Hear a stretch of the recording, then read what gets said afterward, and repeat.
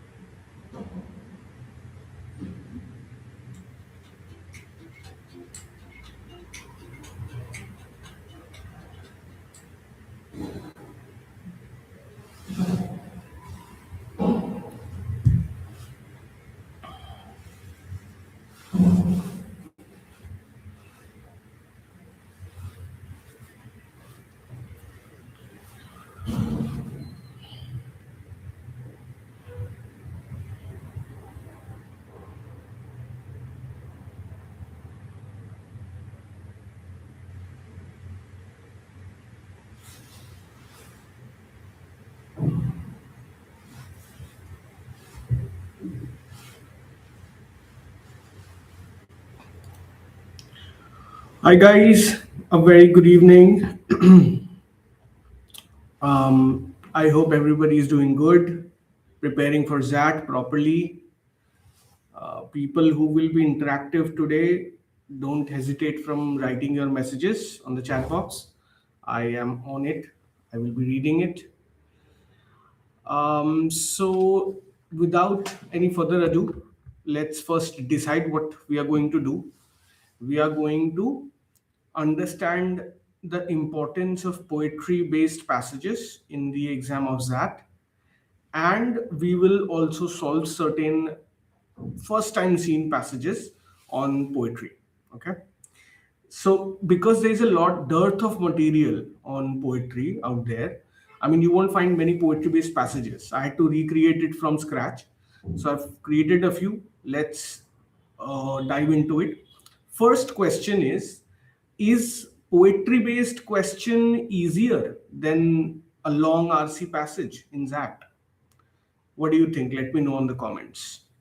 Is it easier or is it tougher? I feel that it is much more easy because of the length. First of all, the length is very small of the poem, and the question will be very direct. Like, what's the main idea?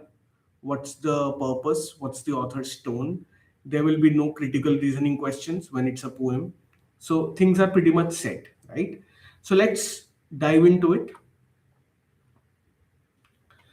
So first we have uh, this the question why poetry matters. Okay, so poetry RCs are a staple of XAT. Staple means every year they come.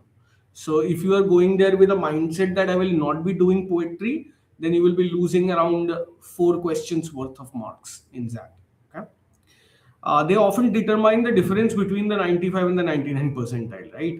I mean, the serious reader, so if you are at a 95 percentile of that, you have prepared well, right? You are a good reader. But then you are good with serious reading. You like erudite stuff. But if you are not comfortable with the poem based RCs, then you will suffer big time because a 95 percentile will not get you anywhere, right? Though it proves that you have got some skill. I mean, 95 is not a joke, right? But still, that high end difference will be whether you are able to do the poem based RCs or not.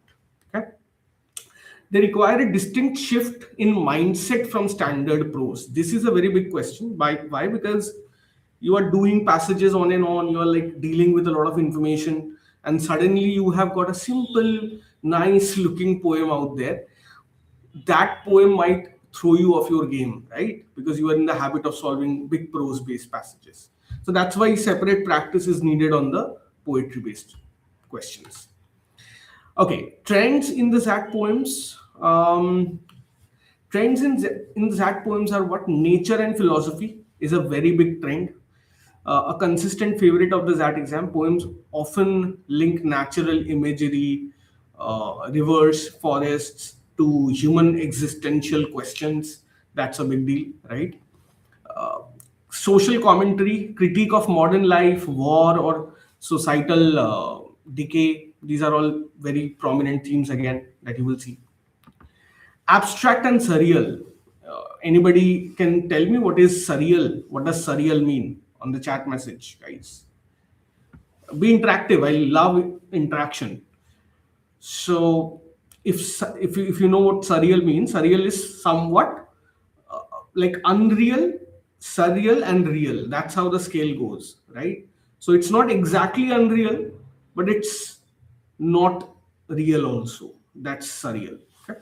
So abstract and surreal themes, non-linear narratives. There is no time consistency. Chronology is like totally chaotic with heavy symbolism. This is very, very important.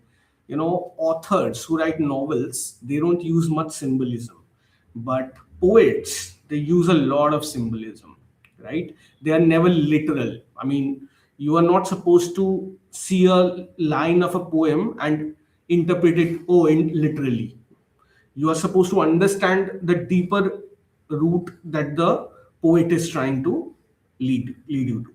Okay, the meaning is rarely explicit. Rarely. I mean, like, it's very rare that a poem has been given to you on that and it means exactly what is written. It's very rare. Most of the times, it will lead you to grand ideas. Right?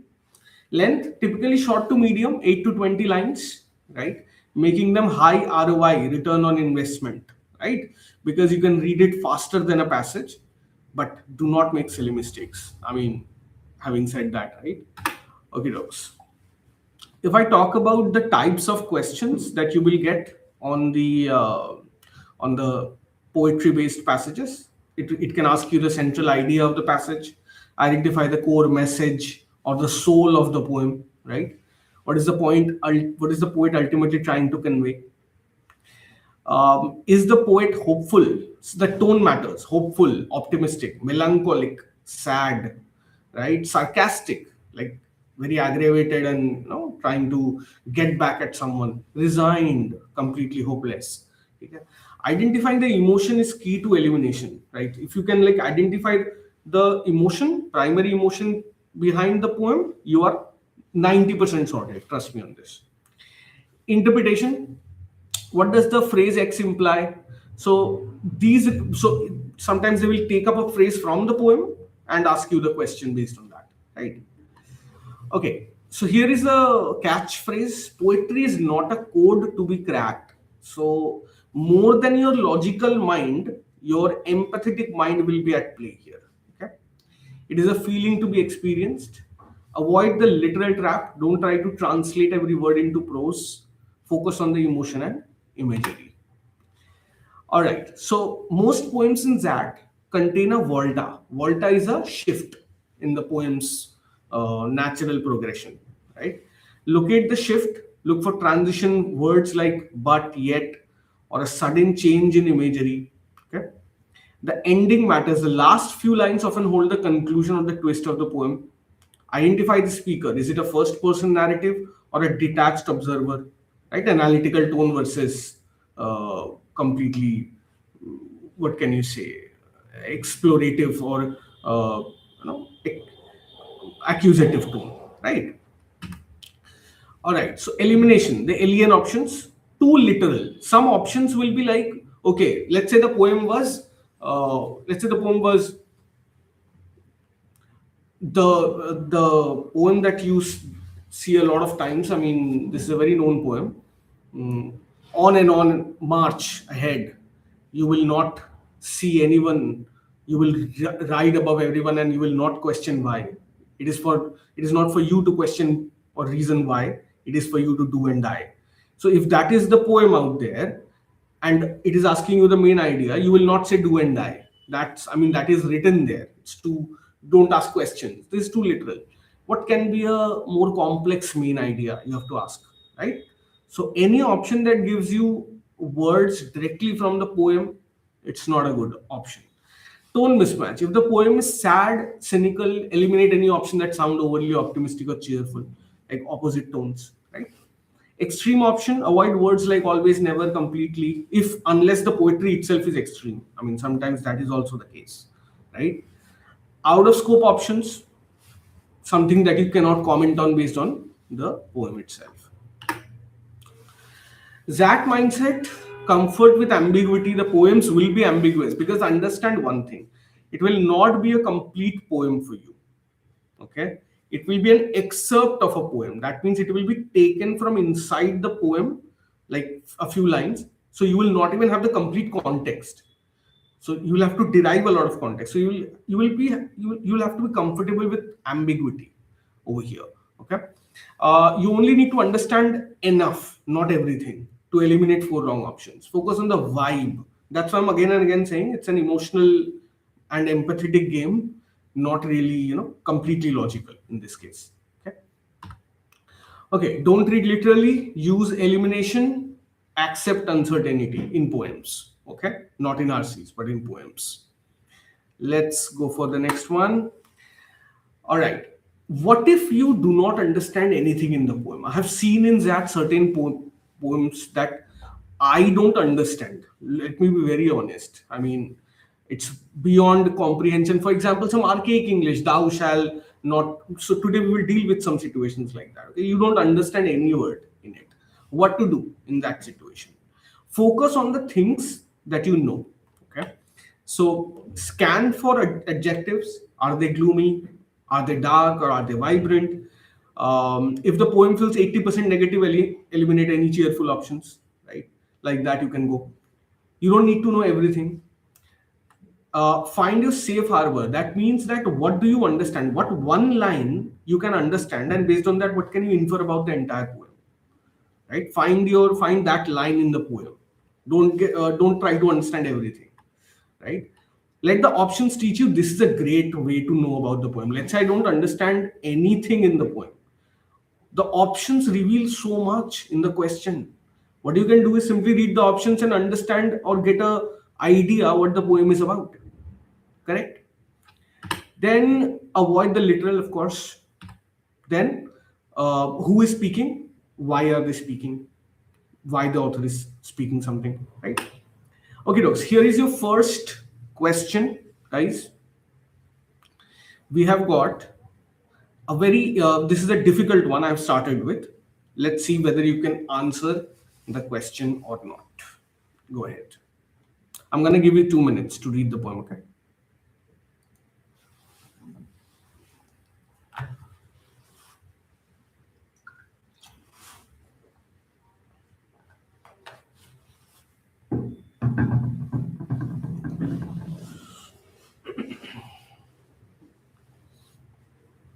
Answer in the chat box.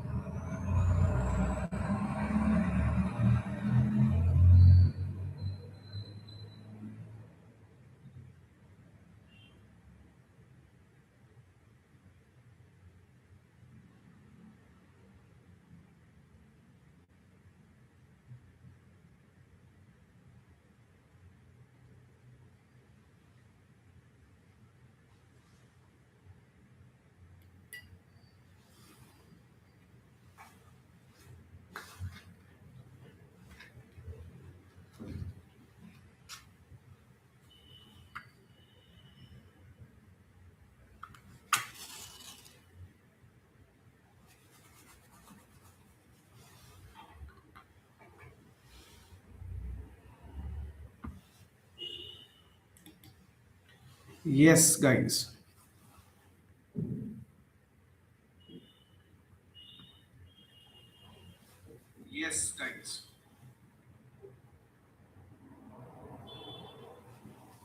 I think we should have an answer by now. It's close to 3 minutes on the slide.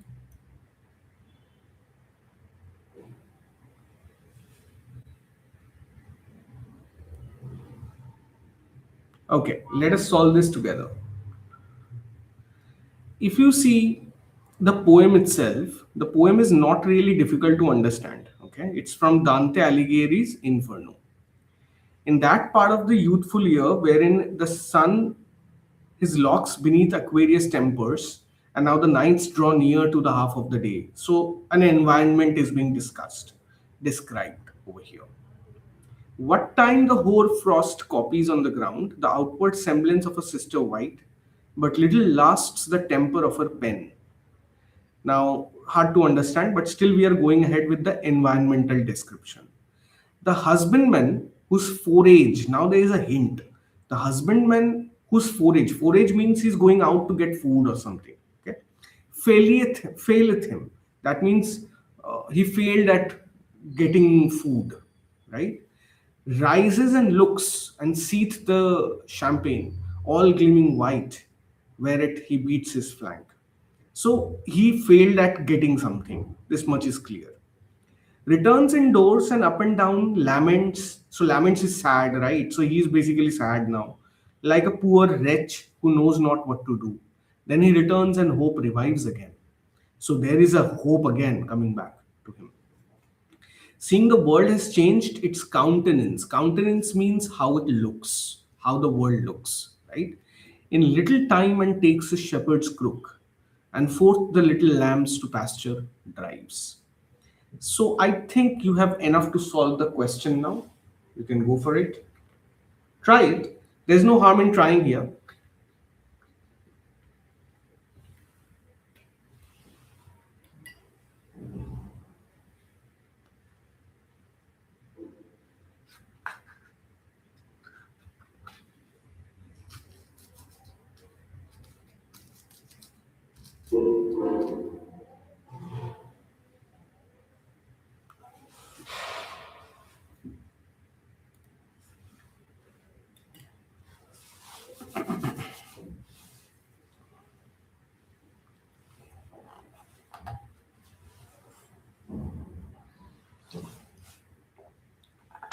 So let's look at the question.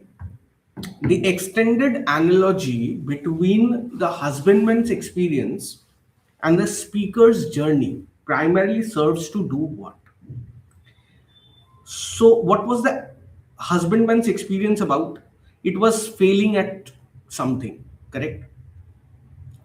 Now, if you look at if you look at the lines afterwards, you will see some redemption coming along. So even he who acts and meditates, for I it seems that he provides beforehand. So upward lifting me towards the summit, like going to the top, right? So at first he was failing, and then suddenly there was a like going upward in the upward direction. So you have got option E as the answer, the transformative power of leadership in moments of crisis, right? So and because the author himself is trying to like kind of being led by the author, I mean the poet himself is kind of being led by the husbandman or the person being described. Okay, very famous poem. You can read more about this Inferno by Dante Alighieri. Okay, let's go for the next question on the same poem. Go for it. So that usually gives you two questions per poem. Okay, that's the structure.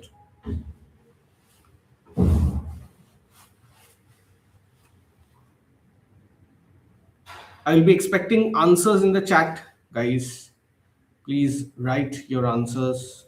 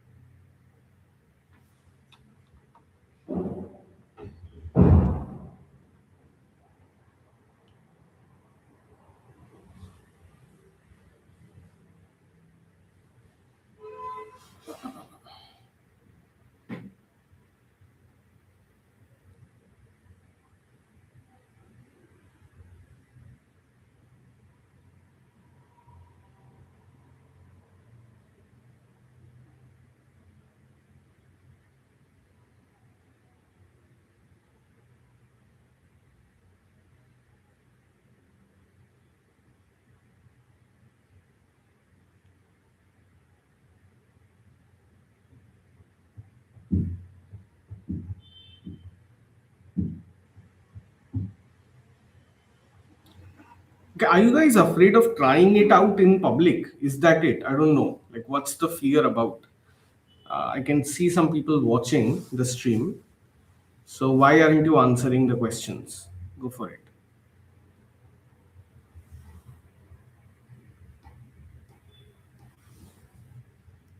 Leaders are fearless. Remember that.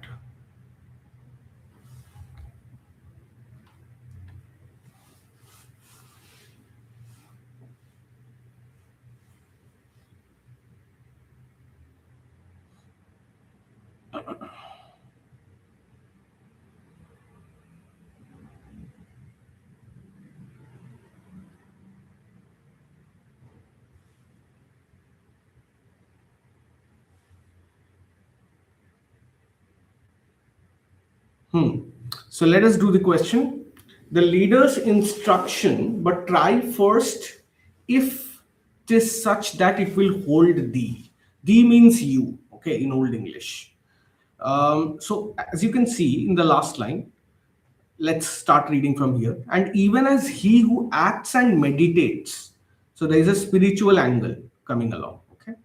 For I, it seems that for I, this is actually. It seems that he provides beforehand, so upward lifting me towards the summit.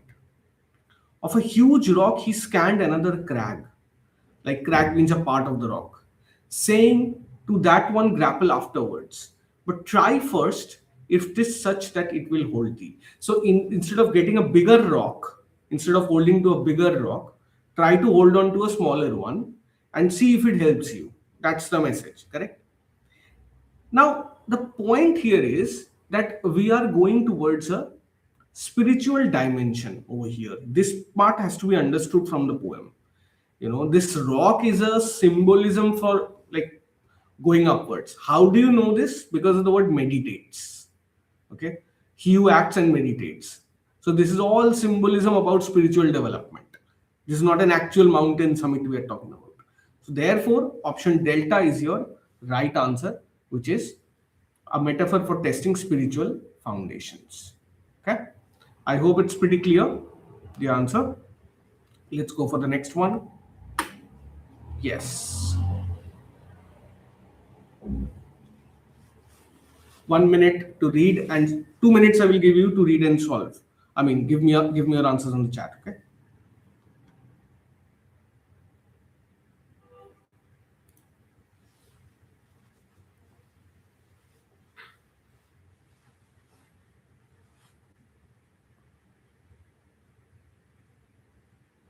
This is an easy one, by the way, not a difficult one.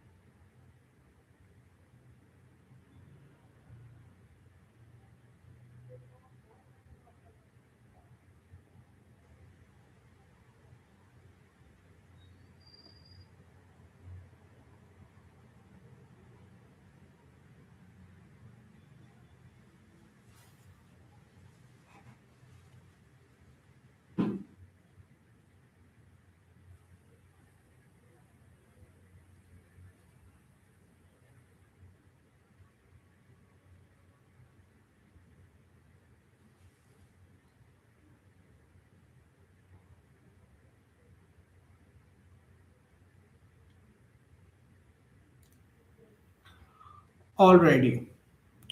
So, as you can see, the question is what? Based on the description of Grendel's approach to the hall. So, somebody is approaching a hall. What can be inferred about the poet's portrayal of the monster's relationship to human society? Okay, let's give it a read. It's a short excerpt, not a long one like the previous one. Beneath the cloudy cliffs came from the moor, then Grendel going. God's anger bore he. This, do you see this standard word order ka difference? Like standard word order is what? Subject, verb, object. I go to the park. But this is more like park to the go I. So this is a standard poetic device where you kind of change and uh, topsy turvy the entire word order. Okay, this is also a figure of speech. The monster intended someone of earthmen. So monster is coming from above, pretty much. In the hall building grand to entrap. Entrap is to trap and make way with. He went under welkin, where well he knew of the wine joyous building, brilliant and plating. So he's going towards that place which he knew is very happy, joyous, right? Brilliant plating, gold hall of earthmen. Not the earliest occasion, he the home and manor of Hrothgar had sought. Never found he in life, days later nor earlier, hardier hero, Hallthane's more study. Then came to the building the warrior marching. So the warrior came marching to the building, bereft of his joyance. Core line, bereft. Bereft means without. Okay. So without any joy, without any happiness, he came to this particular place, okay, the monster. The door quickly opened, on fire, hinges fastened, hinges got tight when his fingers had touched it. So when his fingers touched it, the hinges got tight. The fell one had flung then, his fury so bitter, opened the entrance. So, what does this give you the idea of? The poet's portrayal. So let's look at option A. Grendel, the monster, is an outsider who resents human joy, bereft of joyance, correct? And community. So A is a perfect answer. Option B. Grendel is a misunderstood creature seeking acceptance. Is he coming to party with these people in the hall? Definitely not. He's coming to attack, right? That's pretty clear. Grendel. Option C, Grendel represents divine punishment for human arrogance, too far away, out of scope. Divine punishment for human arrogance, it's not there that it's such a planned thing.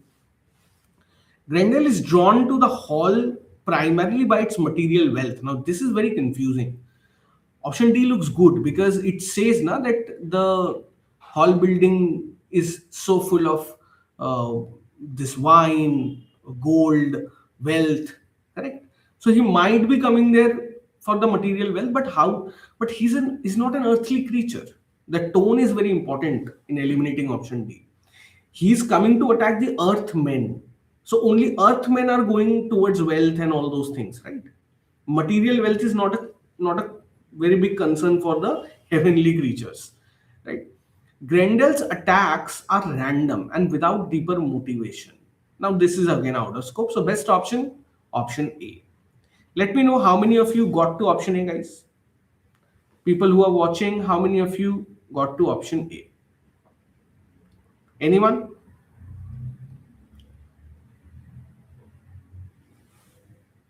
All right, let's go for the next one. This is again a different poem. Go for it.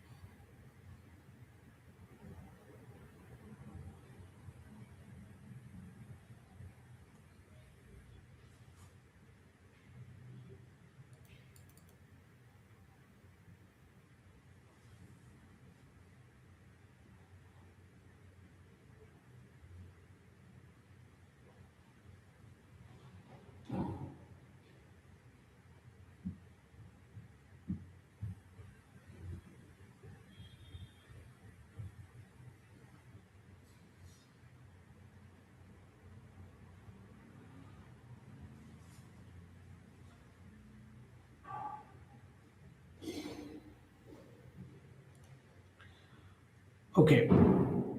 Any ideas what should be the answer?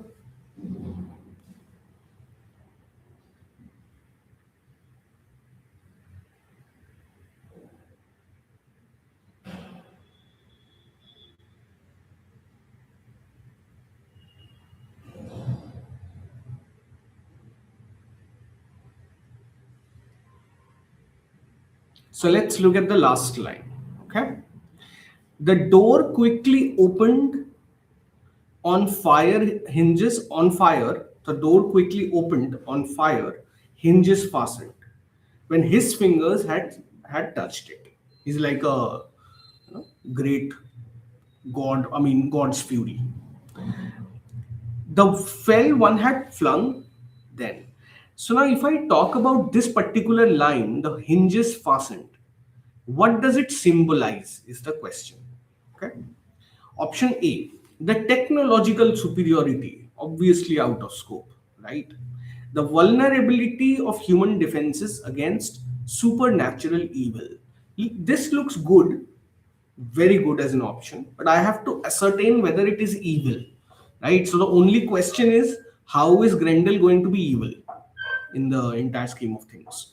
So I will keep this in the loop.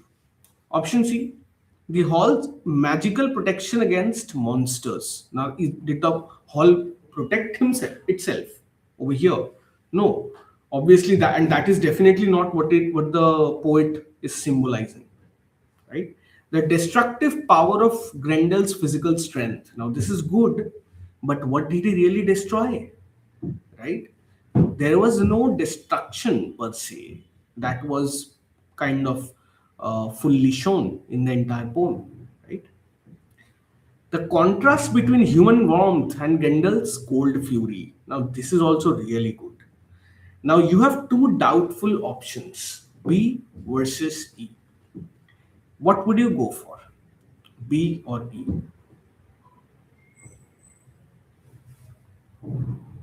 If you were to decide between or E, B and E, sorry, what would you go for? Yes, if you were to decide between option B and option E, what would you go for? Tell me. One of them is the answer, right? B or E.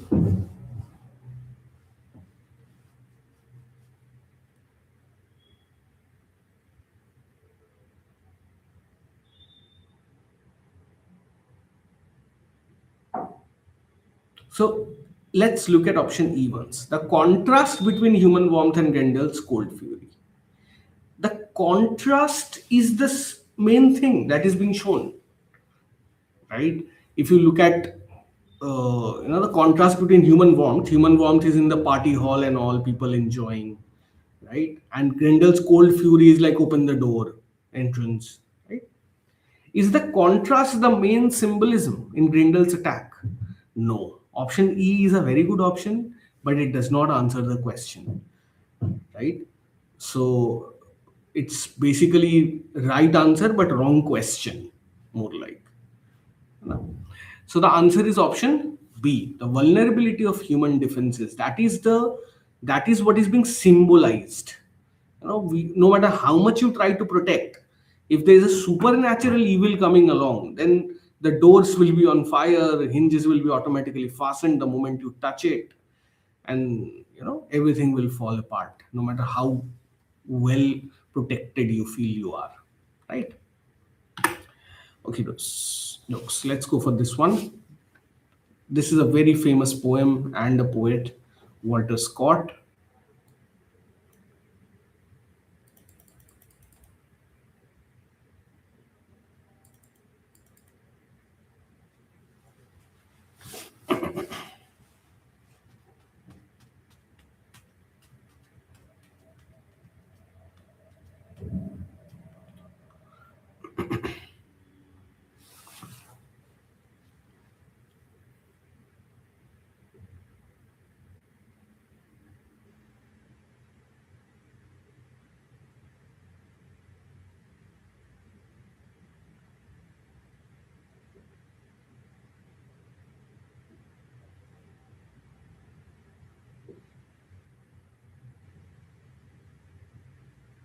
Okay. One quick thing. Tress means the hair bun that you see. Okay. So tress primarily over here shows hair. Just know that while you are reading.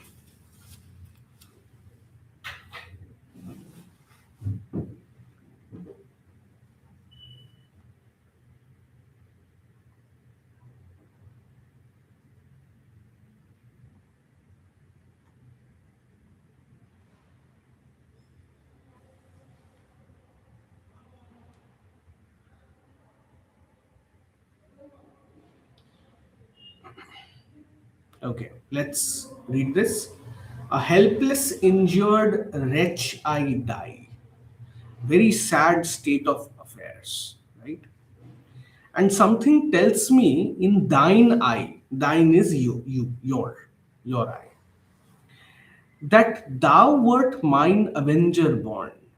So it's a very cinematic moment in somebody's life. Okay, a helpless, injured wretch I die, and something tells me in your eye that you were born to be my avenger. So you would avenge me. You will take my revenge. Okay. Seest thou this stress? Do you look at this hair? So somebody takes the hair bun and shows, oh, still I have worn this little tress of yellow hair through danger, frenzy, and despair. It once was bright and clear as thine. It was, this is a very important line. It was once very bright and as clear as your tress, okay, as your hair. But blood and tears have dimmed its shine. So the poet is in like deathbed, first thing. Second, she's talking to her bestie or best friend, whatever, and she or he is telling him or her that my hair was as good as yours at one point in time, right? But blood and tears have dimmed its shine. I will not tell thee, I will not tell you when it was shred, nor from what guiltless victim's head. So it was also taken from some guiltless victim's head. Okay. Guiltless victim is like author is I think calling himself or herself guiltless victim over here. Okay. My brain would turn, but it shall wave like plumage on thy helmet brave, till sun and wind shall bleach the strain, and thou wilt bring it me again. So, what is the primary theme conveyed through the speaker's description of the tress of hair? Okay, that's the question. So, what does tress of hair symbolize over here? Tell me.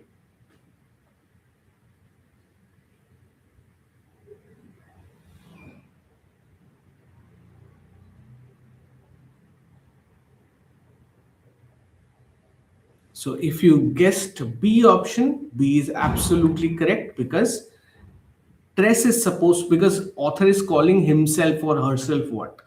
Guiltless victim's head. So she or he is calling himself or herself innocent. So option B looks pretty good, right? Okay, go for this.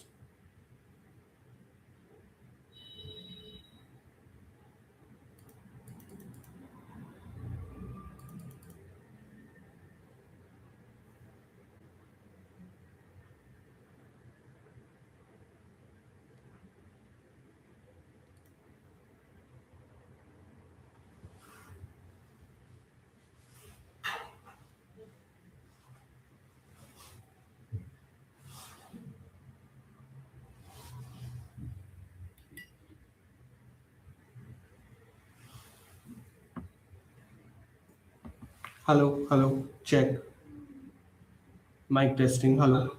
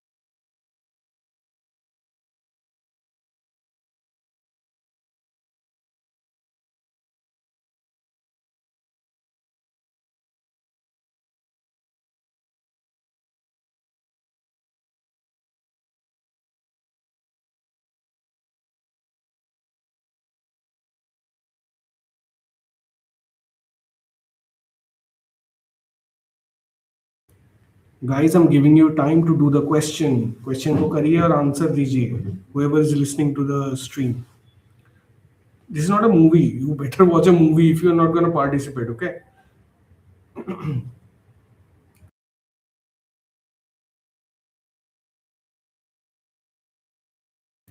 Acha, people on the stream who are watching it, what's the latest movie you watched? Give me the answer in comment. Okay.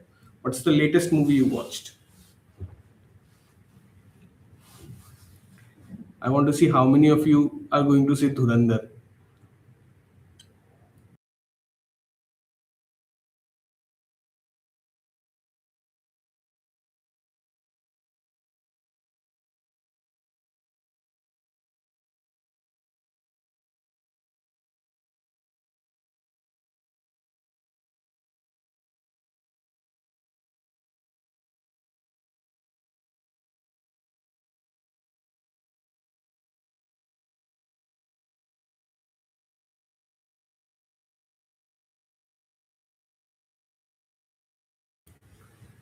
Yes, I'm waiting for your comments. Tell me.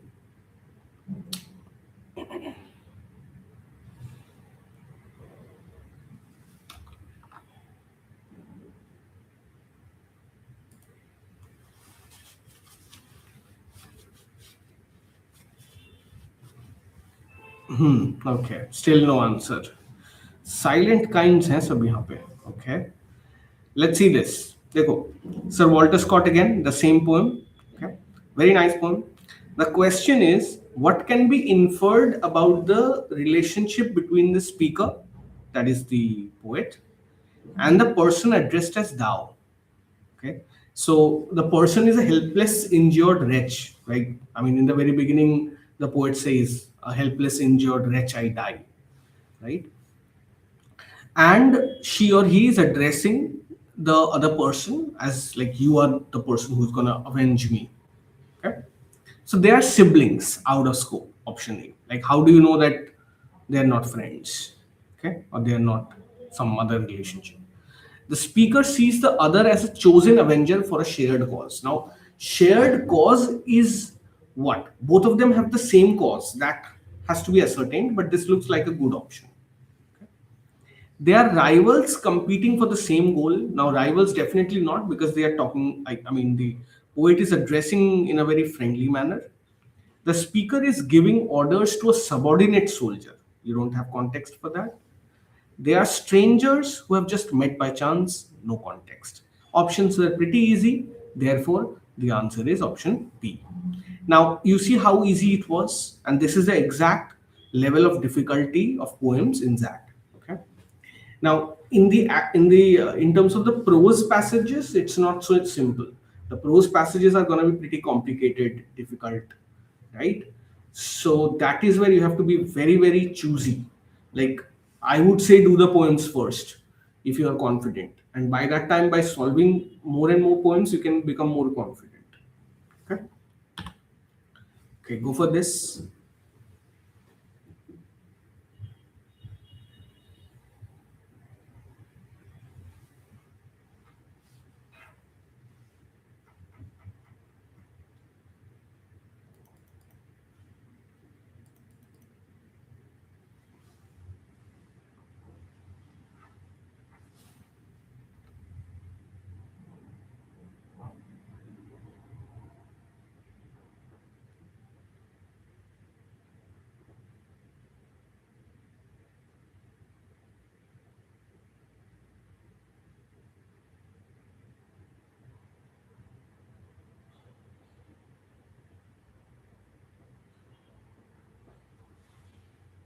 So this is a next level author we are dealing with, who has written such a nice poem on bees.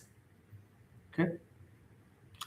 So, like trains of cars on tracks of plush, I hear the level bee.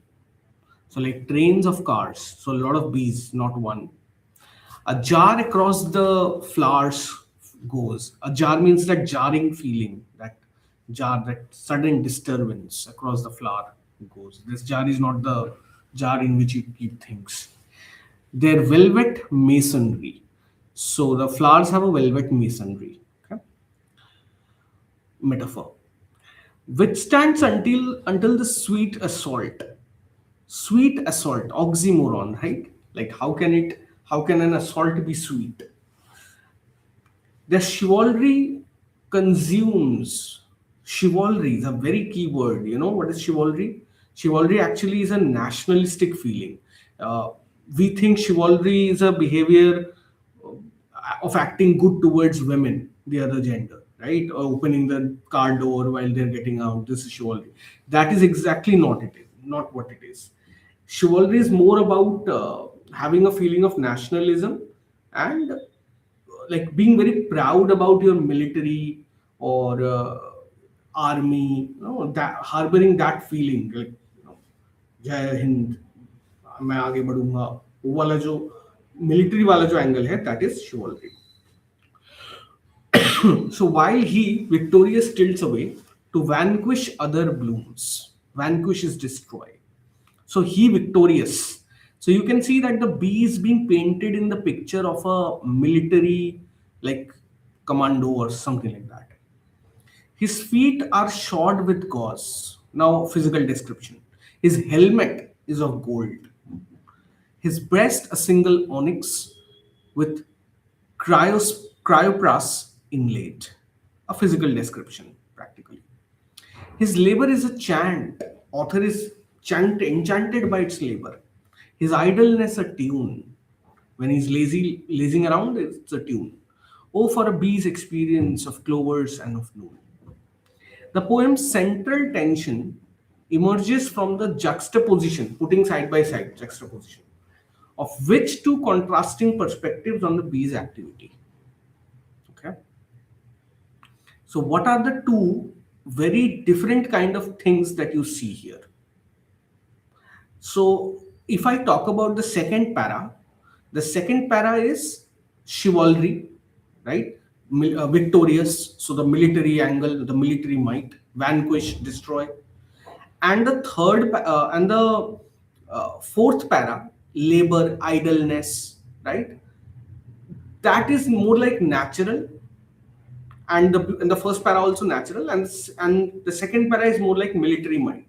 So therefore, the answer becomes option D: military aggression versus peaceful labor. That's the major difference, juxtaposition of the contrasting effects. Why the other options are wrong? Let's have a quick look. Mechanical efficiency versus natural spontaneity. Neither spontaneity is there nor mechanical efficiency there. Okay, so that's out. Destructive conquest versus harmonious coexistence. What is it coexisting with? For coexistence, you need two things: human admiration versus insect indifference out. Industrial progress versus pastoral. Pastoral is village-like simplicity. That's also out. So therefore, option D is the right answer. Okay, let's go for this one.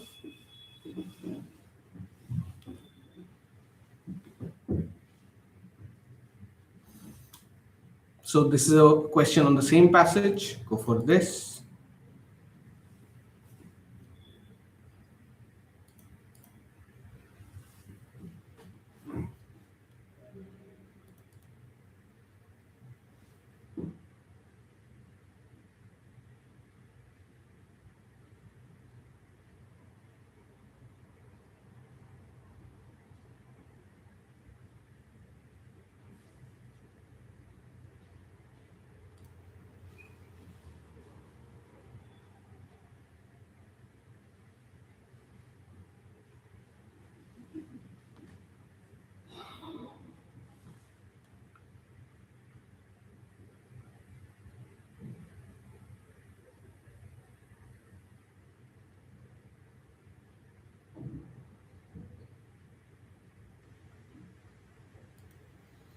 So this question is about what? What does the speaker's final exclamation, oh, for a bee's experience, primarily reveal about their attitude towards human consciousness? Their speaker is the ones whose attitude we are talking about. Okay, not the bee's attitude. So what is it? This is a very nice question. I found this question really beautiful. Like when I was making it. Of course, a little bit of help from AI. But what would you say the answer is?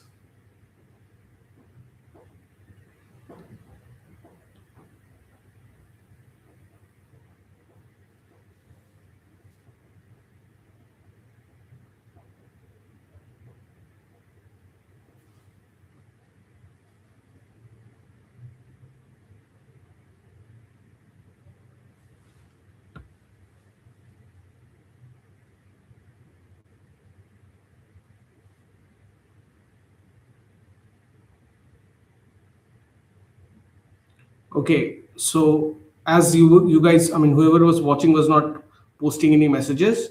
I have opened the league here. Please answer, guys. Go ahead.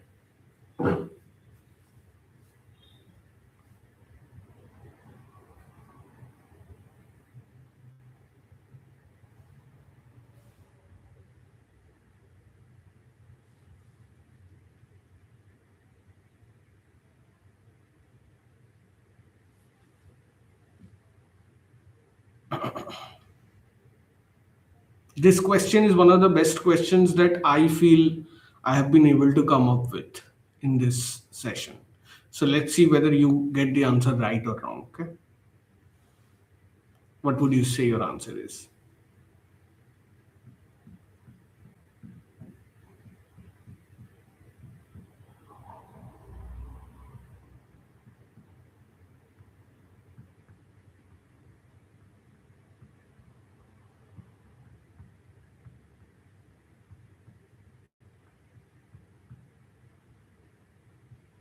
See, the doubtful options are option B and option C. Okay. Envy for the bee's freedom from moral complexity versus longing for the simplicity of instinct driven existence. What would you say your answer is?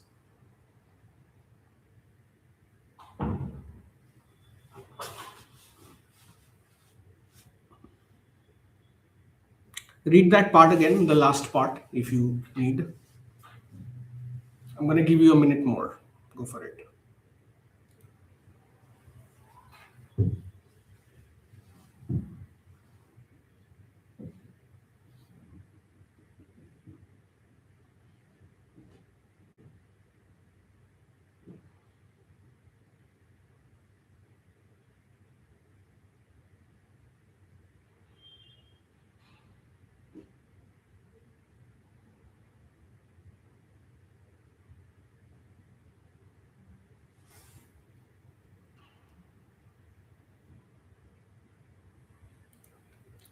So, guys, if you answered option B, you were wrong.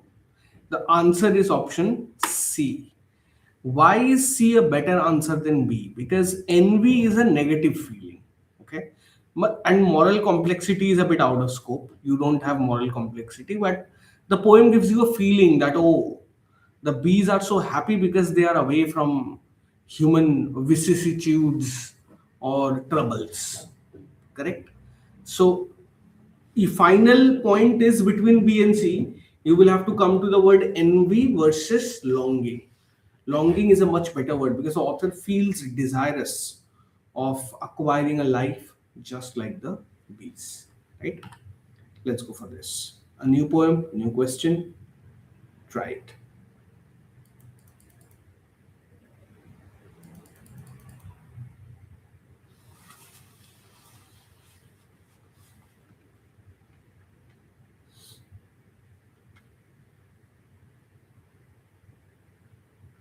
What is the meaning of the word proscribed, guys? Can you answer? Proscribed is what exactly? Anyone?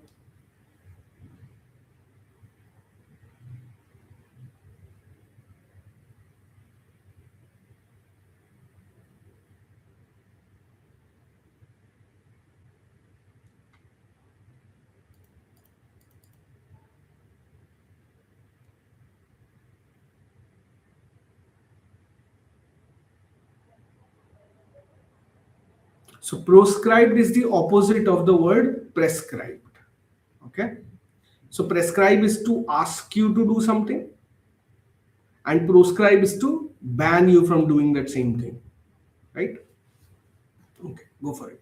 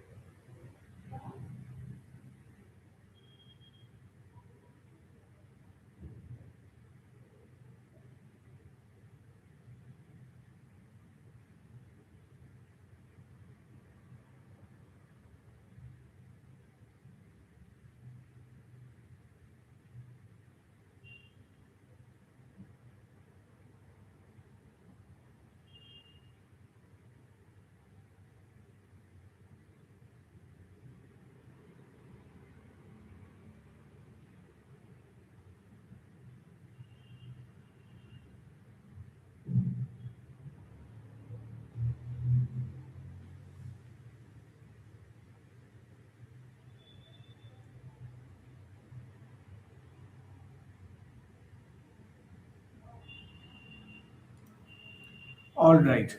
So let us understand the poem first. If I say in civil war is a war within the state, like the one which Pakistan is currently going through, right? In civil war, proscribed the bard whose name forevermore their children's children would in vain adore. So some kind of a war is happening, and adore is kind of a sarcastic thing for so children will die, basically, something like that. With the remorse of ages, sadness of ages, and the crown, with Petrarch's laureate, bro supremely wore. Upon a far and foreign soil had grown his life, his fame, his grave, through rifled, not thine own. So basically, when a war happens, suddenly the regime changes. Something like that is happening here, right? Boccaccio to his parent earth bequeathed his dust, and lies it not her great among. With many a sweet and solemn requiem breathed over him who formed the Tuscan siren town. That music in itself whose sounds are song, that poetry of speech, no, even his tomb uptorn, must bear the hyena bigots. Bigots are like hypocrites. Okay, wrong. No more amidst the meaner dead find room, nor claim a passing sigh, because it told for whom. It's a pretty difficult poem to understand. We'll have to go by options, right? So, if I talk about option A, personal legacy versus national identity in times of conflict. Now, personal legacy versus national identity. Where is national identity? National identity is there, okay, civil war. But where is personal legacy? That is also good. So option A is pretty difficult. Okay. Option B, the eternal nature of artistic achievement versus the temporal destruction caused by war. So B is also good because we have the artistic achievement part, poetry of speech, right? Uh, that's artistic, right? For you, song, singing, that is artistic. Then we have option C, the poet's individual suffering versus collective guilt of future generations. Now, this is going too far out of scope in a way. Foreign recognition versus domestic neglect of literary figures, out of scope. The physical preservation of tombs versus the spiritual erosion of memory, out of scope. Between A and B is your choice. All right. So between A or B, don't do inky pinky ponky, right? You need to go for a very smooth approach between A and B. A and B are difficult to eliminate here. So whoever is watching, guys, let me know, should I go for A or should I go for B as my answer? What would you say your answer is?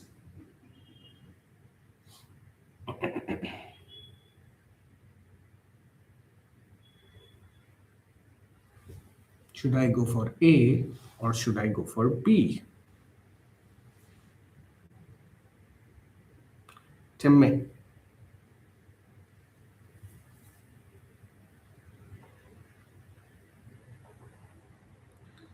So I cannot go for option A. Why? The answer is option B, okay? The question is how to eliminate option A. That is the big question. So if you look at A, it's good. Name evermore, their children's children would in vain adore. Legacy is also coming there. With the remorse of ages and the crown, with Petrarch's laureate, blow supremely wore. The problem is with the word national identity. That is not there. You have got personal legacy, but national identity.